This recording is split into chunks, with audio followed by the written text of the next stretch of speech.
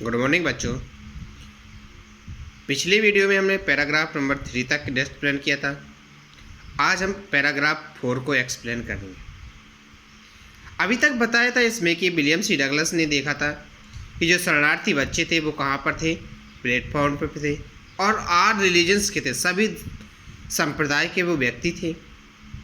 अब उसी संप्रदाय के आगे हम पैराग्राफ नंबर 4 में एक्सप्लेन आगे हो रहा है, बताते हैं कि इसमें कह रहा है कि द चिल्ड्रन सेलिंग बास्केट्स, जो चिल्ड्रन हमारे बच्चे होते हैं सेलिंग बेच रहे थे basket, sons and daughter and the refugee, जो बच्चे रेलवे स्टेशन पर बेच रहे थे टोकरियाँ, वो किनके बच्चे थे?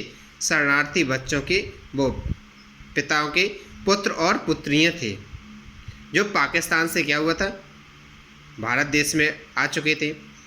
दे और दियर पेरेंट्स और relatives and the gathered in cities, और जो शरणार्थी बच्चे थे उनके माता पिता और शरणार्थी व्यक्ति भी, रिलेटिव्स में रिश्तेदार, गैदर्ड इन सिटी, और उस शहर में आकर के गैदर्ड घेर लिया था, अर्थात शहर में आ गए थे। सेटिंग अप स्टॉल, और अपनी दुकानों को स्टॉल लगा लिया था। मैन्युफैक्चरिंग सिंपल आर्टिकल्स, जो साधारण तौर से अपनी आजीविका कमाने के लिए क्या कर लिया था उन्होंने, एक दुकानों का अर्थात अपना प्रबंध कर लिया।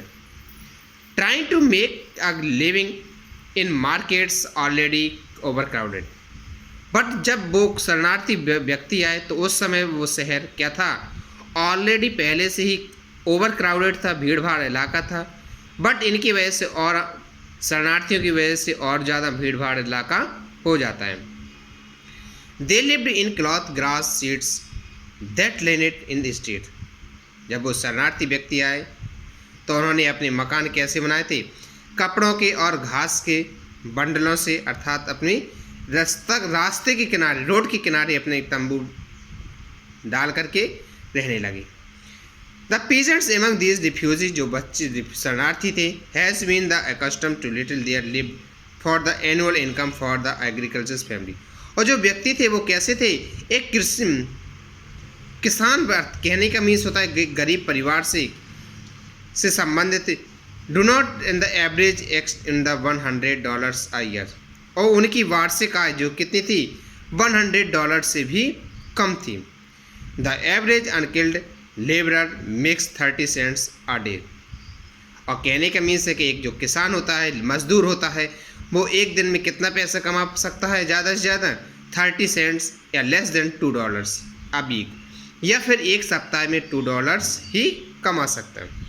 There is 1 meals a day, और जो कृषक व्यक्ति होते हैं उनको खाने के लिए एक दिन में क्या मिलता था, एन ऑनियंस, एक प्याज, अ पीस ऑफ ब्रेड, एक रोटी का टुकड़ा, a bowl of a pulse of milk, और उनको एक कटोरा क्या मिलता था, दाल, एंड विथ मिल्क, और साथ में क्या मिलता था, दूध भी। यानी कहने का मीन्स है कि एक गरीब परिवार की जो डाइट होती है बहुत ही कम होती है। Perhaps a bite of goat cheese, और साथ में क्या मिल गया उसको, एक बकरी का जो दूध होता है उसकी पनीर भी मिलती थी। नो टी, बट लेकिन उनको क्या नहीं मिलता था, नो टी माने कोई चाय नहीं मिलती थी, क्योंकि वो उनकी इनकम ज़्यादा नहीं थी। नो कॉफ़ीज़, ना ही कोई कॉफ़ी उनको मिलती थी शरणार्थी व्यक्ति को। नो फैट्स, ना ही घी। नो स्वीट्स, ना ही उसको कोई भी मिठाई। नो मीट्स, और ना ही कोई मांस मद। कहने का मीन्स है कि जो रिच फैमिली की जो डाइट होती है वो ज़्यादा होती है, एक गरीब पुअर फैमिली की डाइट होती है वो क्या है, एक इसमें कम बताई गई। इस प्रकार से आगे William C Douglas explain next बता रहे हैं कि इसमें कि $100 a year is not $2 a week, कि $100 यानी कि $100 एक साल में, $2 a week यानी कि एक सप्ताह में $2 भी नहीं होते थे उनके money. Yet even that a small amount is hard earned by selling basket to simple to poorer and by them. That no doubts is the reason then the little children descended on the like locusts. इसी की वजह से वो शरणार्थी जो बच्चियाँ थी उसने देखा कि Americans was the doubtless was the most promising market they had seen.